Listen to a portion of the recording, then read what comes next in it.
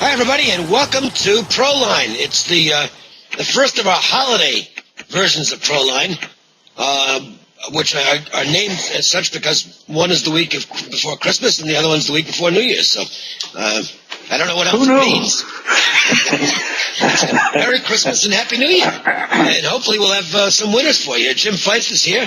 I'm Dave Cokin. And Big Al is here as well. Big Al McMordie, and let's start with Big Al because, you're looking back to last Saturday, the big upset, if you will. I mean, there might have been bigger upsets in the day overall, but the big upset was Butler against Indiana, and that was a big game for you, Al.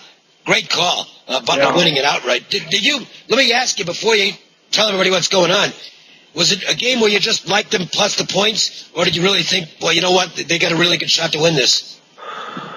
Well, anytime I take a team catching, roughly 10 points or less, I think they got a shot to win it. I mean, I didn't expect the upset, but I certainly knew it was possible. It was Butler's biggest game of the season, and they came through like champs. And that was a Fortune 500 Club winner for us. Those games go for $500 online. On Sunday, we had another easy winner, a Fortune 500 Club play on the over in the Minnesota-St. Louis football game. And we're going to keep rolling on this weekend. We've got our college basketball blowout game of the year on Saturday. On Sunday, we're featuring our AFC total of the year. And if you sign up early, you get a high roller Fortune 500 Club play going tonight. That's a $500 value in basketball. So if you enjoyed that Butler play last Saturday, you're going to love our Fortune 500 Club play going tonight in basketball. It's a $500 value, but you're going to get it along with those two big football plays for just $6. This is a one-time only holiday special. $2 a play. Call 866-841-1665. That's 866-841-1665.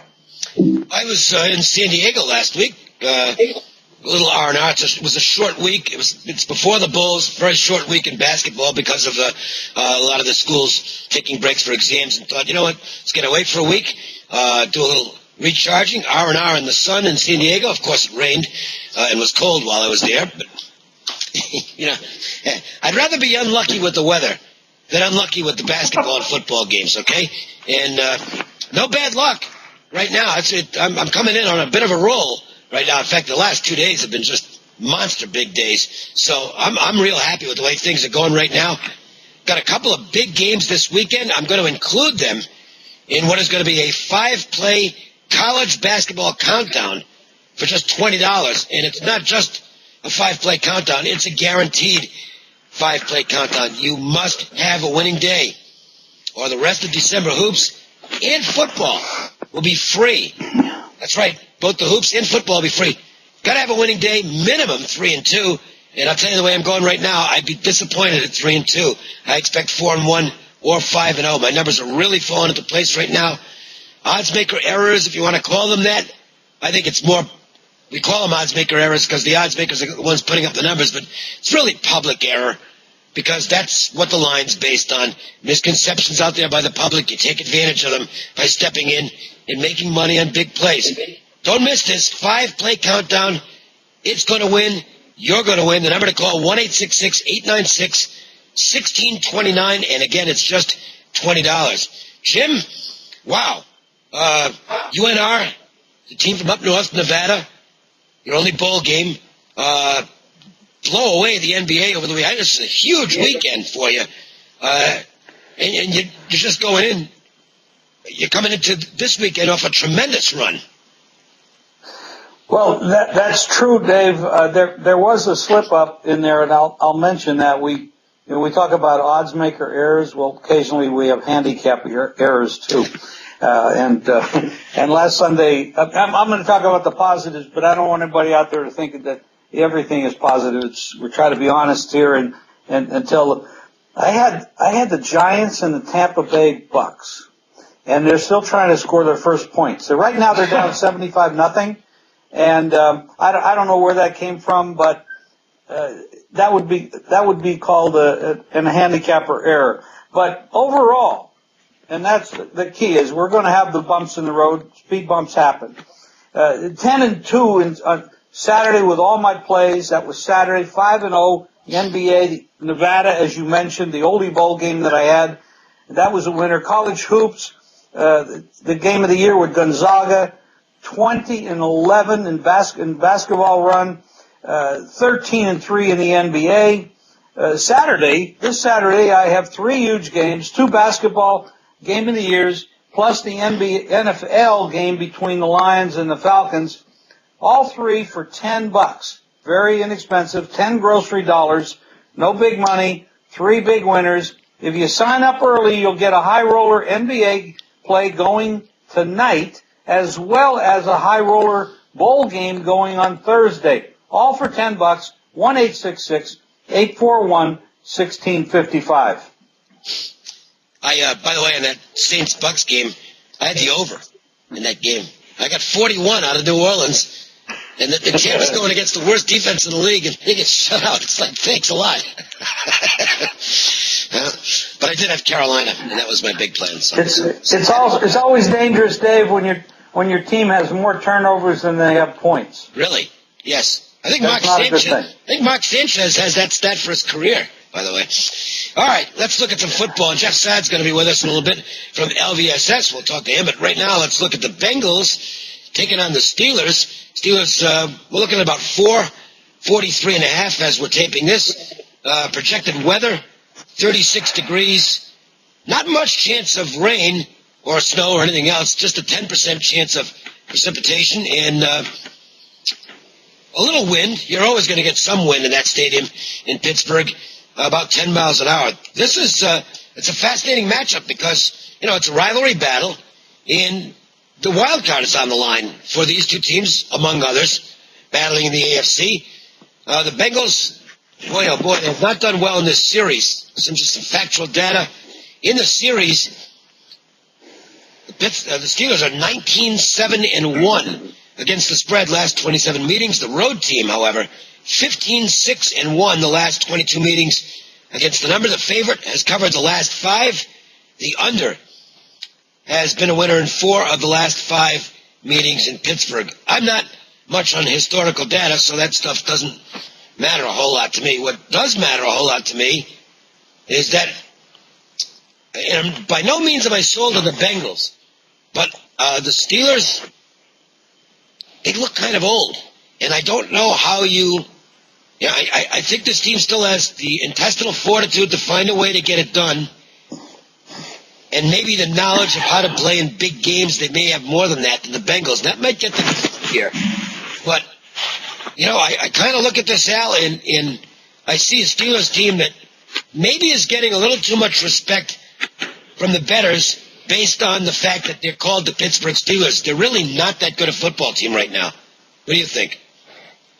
Well, this is what I think. I tend to agree with you when it comes to team-based trends. I'm not a huge fan of team-based trends, with one exception. When there's continuity among the coaching staffs, you look at the Steelers, they're one of those teams, you had Chuck Noll all those years, then Bill Cowher, now you've got Mike Tomlin. So, there's a lot of continuity in that organization. Same thing, for example, in the NFL with Bill Belichick and the Patriots, or in the NBA with Greg Popovich and the Spurs. When you've got the same coaching staff, you can look at the tendencies, and I think you can rely on some of them. And Pittsburgh, this has been going on forever with the Pittsburgh Steelers at home.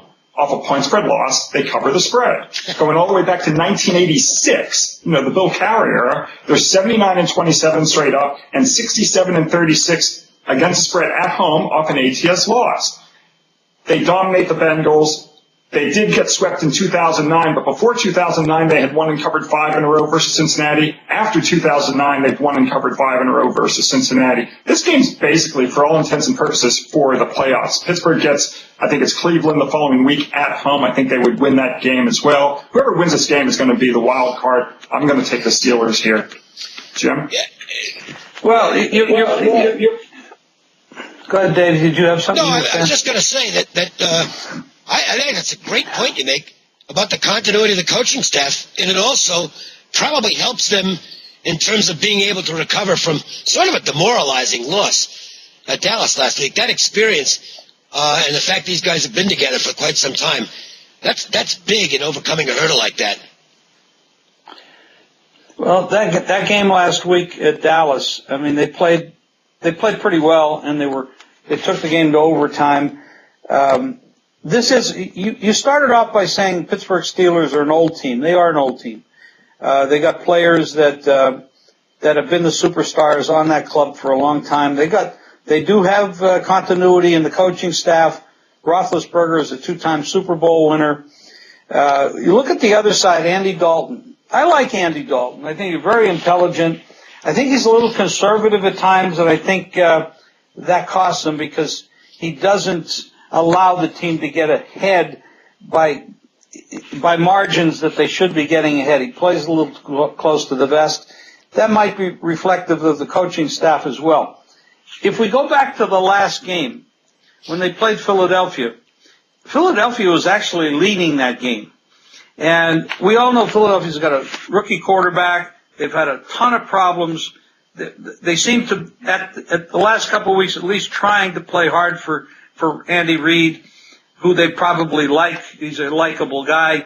But they were not winning that game until Philadelphia decided to act like the Gas House Gang and just give the ball away every chance that they had.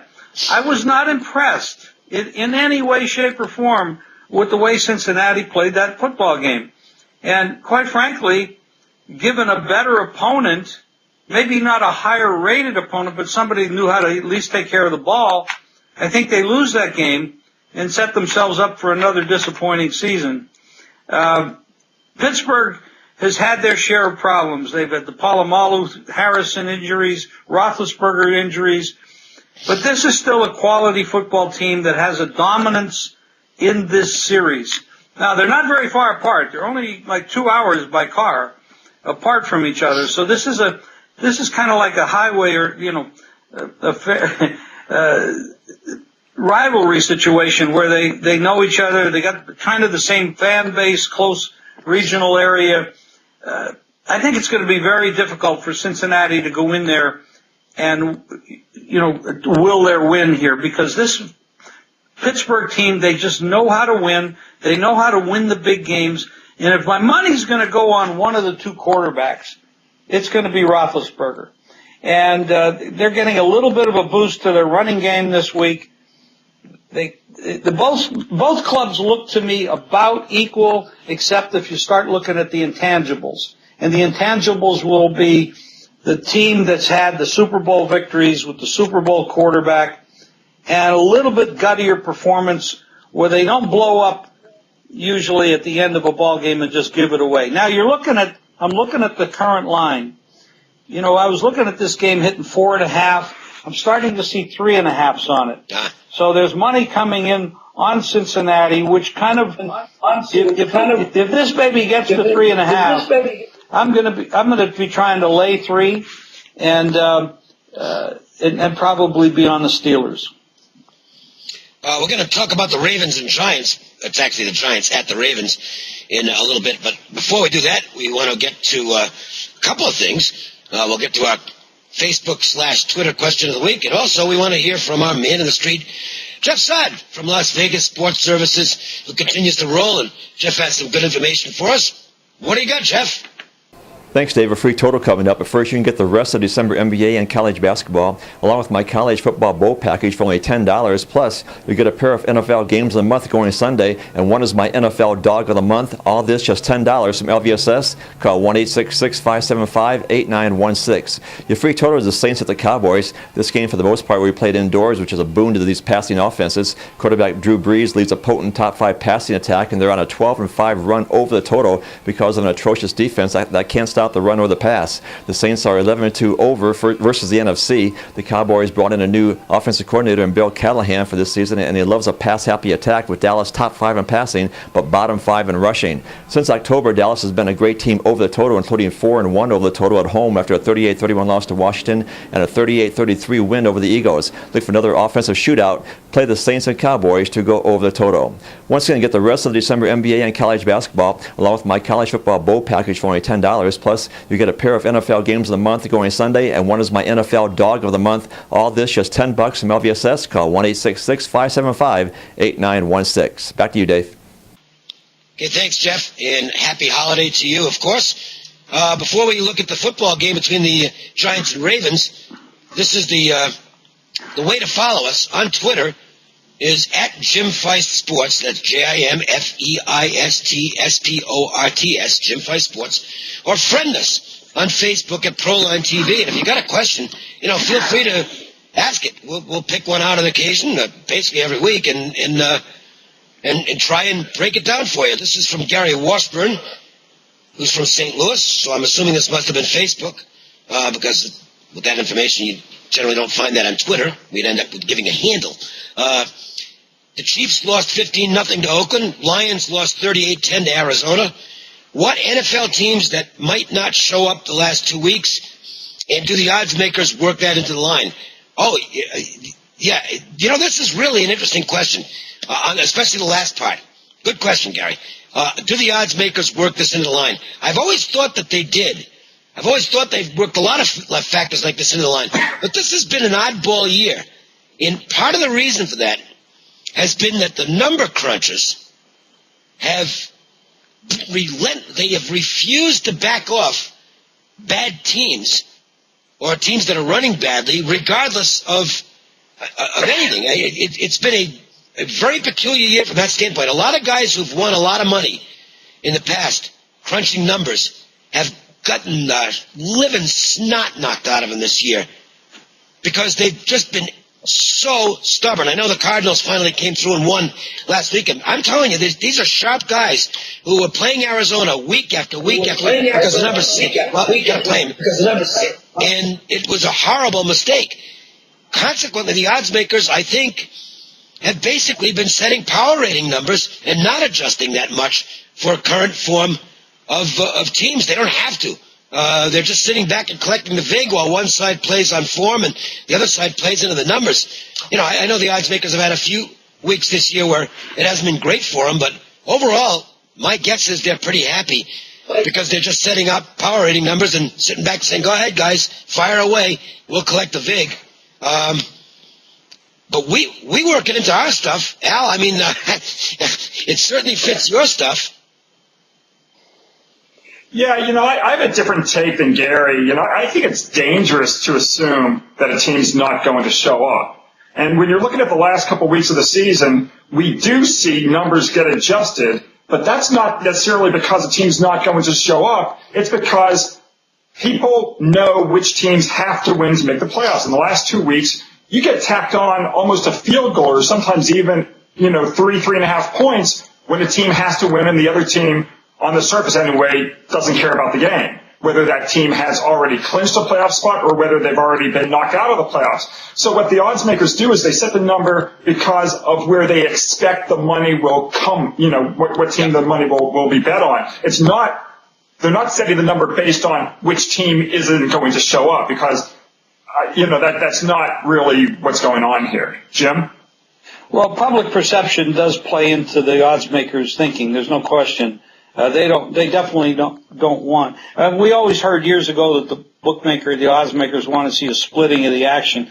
That isn't exactly true, but it's somewhat true. They don't want to see 80% of the money on one side, 20% on the other side, because it sets up for the bookmakers to lose quite a bit. However, in the past, when the public did that, and they went 80-20, the 80 would usually go down, the bookmakers would get rich. But this year has been kind of a strange year where I've seen a lot of square players actually, I don't mean that in a derogatory way, but the retail players actually winning quite often this year versus the sharps. For example, last week, when you look at Arizona coming off a 58-0 loss, no quarterbacking really in reality. And when you look at the game they played against Detroit, they didn't do very much on the offensive side of the ball. It was Detroit making a million mistakes. They played like the Gas House Gang, and they didn't show up mentally for that football game. Now, they've had a very big, disappointing season. A lot of people thought they were going to win their division. They're not even in contention with anybody except for the bottom of the barrel. So it's hard to it's hard to put a number on these things. When the Sharps will be coming in this week and they'll be taking value. When you look at Green Bay, 12, 13 points. When you look at these big favorites, New England 14 points against Jacksonville, the public's going to come in and say, New England could beat this team by 100 if they want to. The question is, do they want to? What is their motivation? Are they just going to come off that big loss they had at home? There's a lot of factors that go into making these plays. And really, in reality, you have to be very selective in what you're doing. That's right. The Sharps look for value in the number. If they think a number is out of line and the public is pushing it in the wrong direction, they're looking for value. That has not been working this year. By the way, and on that last question that Gary asked, do the odds makers work that into the line? I guess my answer is I don't care if they work it into the line, because I don't have to bet every game. And I think what you guys, especially Alan, you especially said this about, if we start guessing what a mindset of a team is, that's not really a way to beat this stuff. So, there's a game this week, there's a really good example of how there's just no way in the world that I would play this football game. The Jets are playing the Chargers. I don't care what the odds makers do with it, because there's no way I'm going to try and figure out what the mindset of those two teams is. It looks like you got lame duck players, coaches, whatever. If it was the only game on the schedule, I'm glad it's not the Monday night game or the Sunday night game, because if it was the only game on the schedule, it'd probably have to give out something for customers who want to play it. Thankfully, it's not. Wow. There's no way to really assess that situation, so you just leave it off and find something else. Another game, though, this one's a little more interesting. It's a big game. The Giants are off a disastrous performance, and I had him too. Jim, you mentioned you had him. I had him. That was a bad play against Atlanta. I knew I was walking a fine line going in, because Atlanta's so good at home. But gee, I really didn't envision a performance at that level. But they're going in and facing a Baltimore team that's kind of screwed up right now. They fire the offensive coordinator because Flacco's not happy, and so they promote Caldwell to offensive coordinator. And Ray Rice basically gets no targets the entire game, was never targeted once on third down, which is stupid considering he's your best player by a pretty wide margin. And the Ravens go down. They're probably still going to make the playoffs because everything's going right for them in that division. The Giants, suddenly, they made a win. They're 2.5-point favorites, 47.5 the total. Looks like pretty good weather in Baltimore. I'm not seeing any precipitation. Mid-40s likely. Some wind, 14-mile-an-hour winds projected. Of course, this is a few days before the game, so that can change. Go to your favorite weather site to get an update. It's December, so you need to do that. Very interesting game. The Ravens are one of the worst 9-5 teams I've seen, Jim. They're really not a very good football team right now. They need a win here. Just from a mental standpoint, more than obviously they need to win to get the division, but from a mental standpoint, they need a good game, and so do the Giants. Eli Manning was terrible last week. Well, we're talking about some teams that when you mention the name Ravens, Giants, Steelers, you're thinking about teams what they were as opposed to what they are, and the Ravens had quite a few defensive injuries this year. I think at one point they had 4 of their best defensive players out, and they just not have played up to standards. They were never an offensive juggernaut. Flacco, of course, has a big arm. They played very well last year at New England, and maybe if they would have made that catch in the end zone, they would have been in the Super Bowl. So they have fallen off quite a bit, especially the last 4 weeks. Now, I have to ask this question, and I don't know the answer, but before I ask the question, I do want to mention that after the Pittsburgh Steelers loss to Dallas last week, because this goes back to the other game we just spoke about, Roethlisberger was very vocal about not liking the way the game was called offensively, and he was in Todd Haley's face over that. Now, the head coach has downplayed that and said they're on the same page, et cetera, et cetera.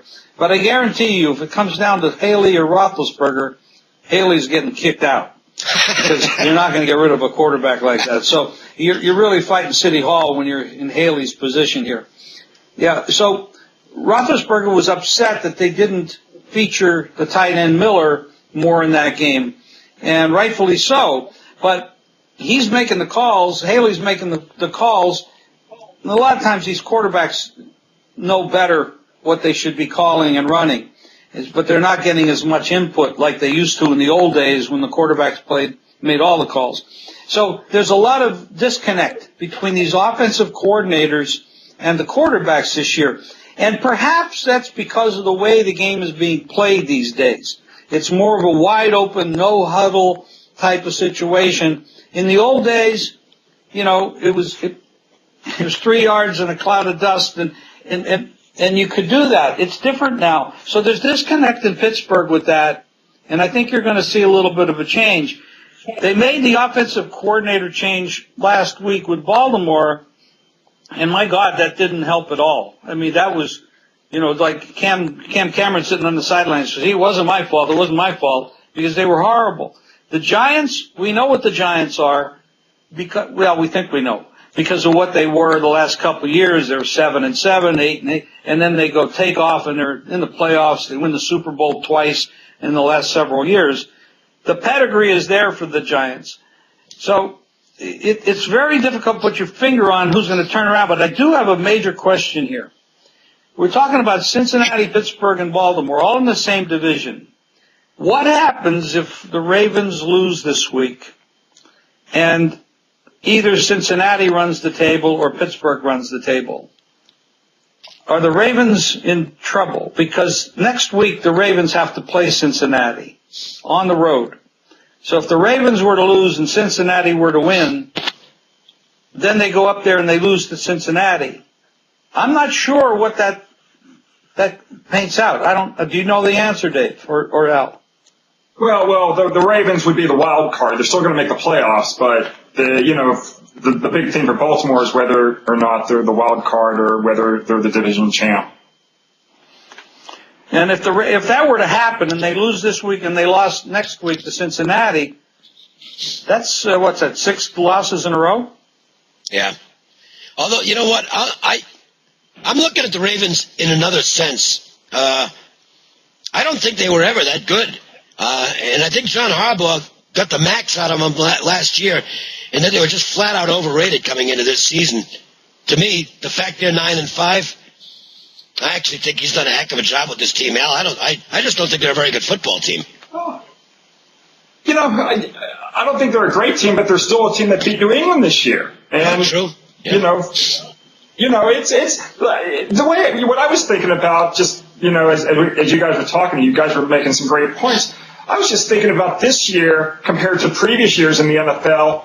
And this year, there's really not a juggernaut. There's not that great team out there that there was, for example, with the Green Bay Packers last year in the regular season, or the New Orleans Saints a couple of years ago, where you had these teams that really struck fear in you. I mean, who's the team this year that, really strikes fear in the heart of the opponent? Is it New England? Well, they lost last week to the 49ers. So it's kind of a strange year where I think a lot of these teams are pretty even.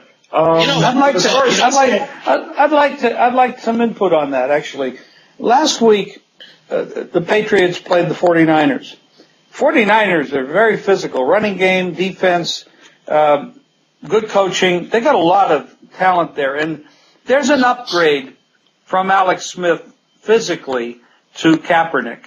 Yeah. However, he's a rookie, and he may make some critical mistakes here and there where Smith maybe wouldn't. So that's going to play out as we go along. But that is a team you'd be a little afraid to face because they are so damn physical. Seattle, who they're playing this week, is also a very difficult team to figure out.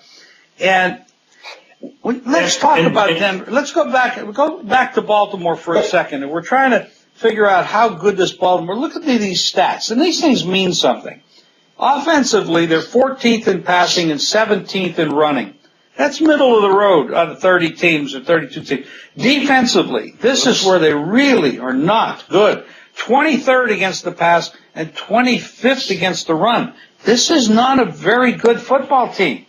We think of them as to what they were with Ray Lewis and Scuggs, and they're not that anymore. Flacco is TDs to interceptions is pretty good, 20-10, 34 sacks though. That's a lot of sacks, so the offensive line is letting him get banged up a little bit. This is not a great football team. They're not who they used to be. Yeah, but the interesting thing is it is factored into the line. I mean, they're a home dog against the Giants, who are also not a very good football team. I mean, last week, Baltimore lost by 17 to Denver, and that game really did turn on that 98-yard interception return, for a touchdown. The Ravens are down 10-0. They're knocking on Denver's doorstep, and then Flacco makes a bad read, tries to get it to, Anquan Bolden. No, that's not the offensive coordinator's fault. I mean, that's, Flacco's fault for that pass, and then it's all of a sudden 17-0 when it probably could have been 10-7. But at least the Ravens scored last week. The Giants are shut out by Atlanta, 34-0. So they gave up in the second half. So it's, I don't know, I like Baltimore here as the home dog. I like the fact that, regardless of their stats, they're still a winning team. They're 9-5 on the season, and winning teams are 81-60 against the spread, going back 33 seasons. If they're at home, if they're off a home loss, and if they're not favored by 9 points. The Giants also fall into a negative system of mine that's 55-107 against the spread, and that system, it's a late season system, and it goes against certain teams off blowout losses. So the fact that the Giants were blown out late in the year, I don't like taking teams on the road off blowout losses late in the year. I'm going to take Baltimore here as a home dog. It's funny you mentioned that, Al, because I was just going to ask you, is there anything in the database about teams as road favorites after, a disastrous shutout loss on the road? I can't imagine it's a positive situation. It just doesn't make sense that it would be, and you just answered that basically. So, you would think that there weren't that many occasions where a team had a shutout loss and then go on the road as a favorite. Usually, a team that gets shut out is a pretty bad football team. I mean, to have the Giants throw in a shutout like that is so aberrational for a team. There are differences from last year's team to this year's team. There's no question.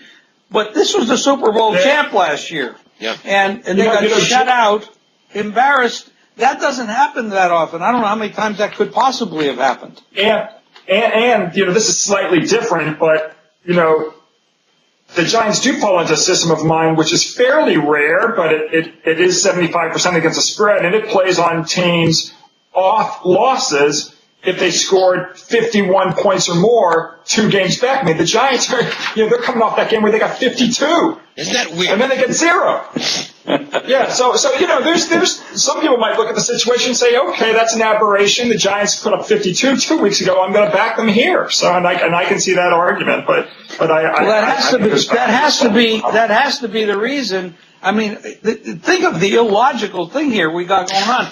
Baltimore opens a one point favorite at one of the critical books. Actually, most places open them as a 1 point favorite, and now they're a 1 to 2.5 point. Baltimore's a 1 to 2.5 point underdog. So the Giants are now the favorite.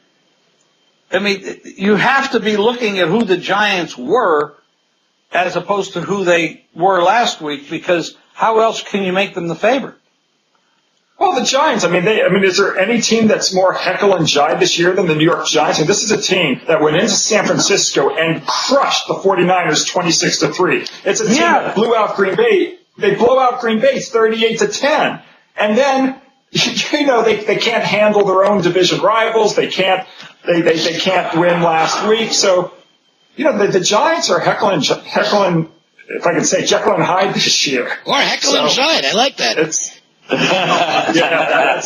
In fact, the Giants are so weird this year, I think heckle and jive probably applies. All right. Actually, that really works. Good discussion today. I like this. I would like to ask about, I know we're delving into something else. Seattle did something the last 2 weeks, Al, and specifically a question for you because I know you have the database. They've scored 50-some points 2 weeks in a row. Yeah, my guess is it's never happened. Really? And maybe back in the Darryl LaMonica days, in the old American. I was thinking, the Bronco Nagurski days. The Patriots never did it. Well, I'm going to look it up right now. I'm going to just see if I'm just going to see if a team's ever gotten 40. I know a team. I think the Redskins or someone did a few years ago. They got like 45 back to back. I'm just going to look it up right now. I was thinking, a few years back when the Patriots were just killing everybody. The year they were almost 19-0 until Tyree caught the ball off his helmet. Yeah, I thought they might have had a stretch where they put up back-to-back 50s. I didn't, Sure. I'll bet you if you go back to Dan Fouts and the old San Diego Chargers, you'd find that. But that's a long way back. Hey, Jim, they probably gave up 52. I know they did. That's why they never won.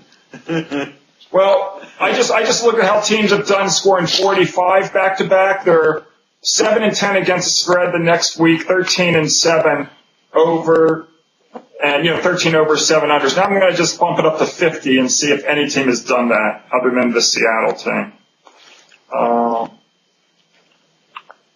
See what we got here. If I was trying to do this, you're guessing New England? No, John Creighton already told me no. So nope. New England never did it.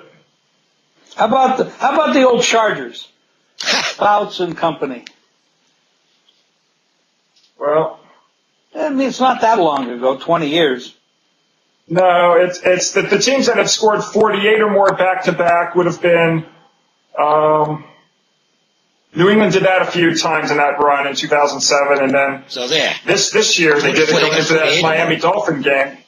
They got 59 and 49 in back-to-back weeks, and then they didn't cover against or push or failed against spread against Miami. But it's Seattle, first time in 33 years a team did 50-50. And now here's a team this week. It's kind of interesting. They've gone 50 and I don't know what it was, 58 and 50 or whatever it is the last 2 weeks. And they're home dog this week.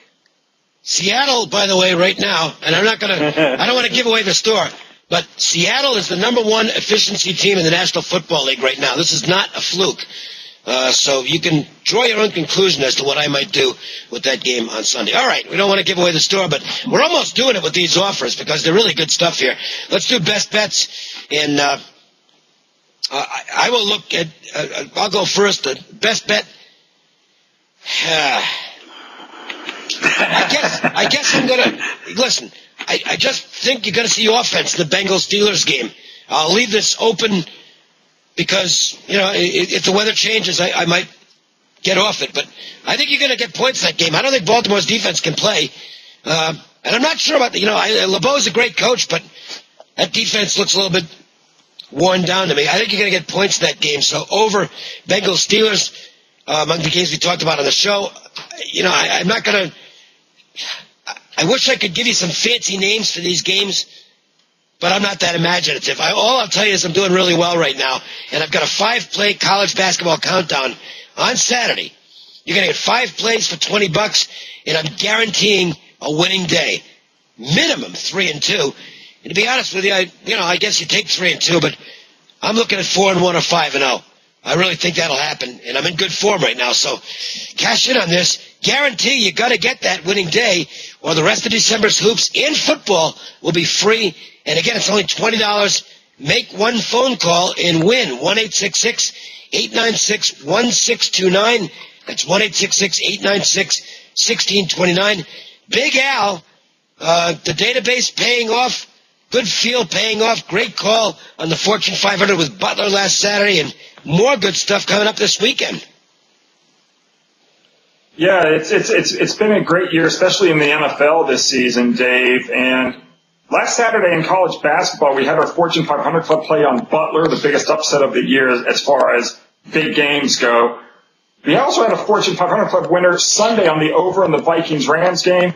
this weekend, it just looks to be a great, great weekend. On Saturday, we're featuring our college basketball blowout game of the year. On Sunday, our Vegas Strip Moves AFC Total of the year. And if folks sign up early, and most people do just to get those Fortune 500 Club plays, you're going to get that Fortune 500 Club play going tonight in basketball. 3 monster plays, just $6. This is a one-time only deal, $2 a play. Call 866-841-1665. As far as my best bet, the number really dictates this. If the Steelers were laying 3, as Jim said, if it was 3.5, he'd try to get it down to 3. That'd be one thing, but they're not. They're laying, 4.5 points right now. Baltimore, in contrast, is a home underdog. Baltimore will be my best bet based on the number, of course. Don't miss out on this offer. 3 monster plays, $6. One-time only holiday special, 866-841-1665.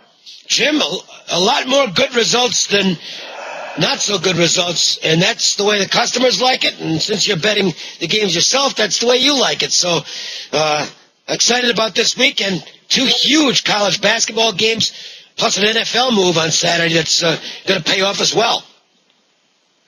Absolutely, Dave. Saturday we have 3 huge games, 2 college basketball game of the years, and an NFL game between the Falcons and the Lions, all 3 for $10. We've had a very good NFL season. Last week was a little bit of a bump, but we'll bounce back off of that, so I'm not concerned. I have a good feeling this week about these games. If you sign up, you get a high roller NBA play going tonight, as well as a high roller bowl game going Thursday, all for $10. 1-866-841-1655. I respect the guys here in their best bets and everything. I'm going to point out here, I'm going to go with the Giants, and I'll tell you why. I think the Ravens are a team that have lost confidence. The offensive coordinator changed to Jim Caldwell, who is a very conservative man to begin with. They haven't put it together in weeks. I look at the pedigree of the Giants, the Super Bowl champs, Eli Manning, good coaching staff. Most of the players are the Super Bowl players from last year. They've beaten some really good football teams this year, and when they beat them bad. And I think this team's going to come back with a vengeance. I think the move on this game is absolutely correct. I don't like laying road favorites. I almost never do it. But I think the Giants have to be my best bet. There is also a college bowl edition of ProLine this week, where you can get an analysis on the Las Vegas Bowl, the Mako Las Vegas Bowl, obviously right here in Las Vegas, Washington and Boise State. And Mondays, Fresno State SMU Bowl matchup.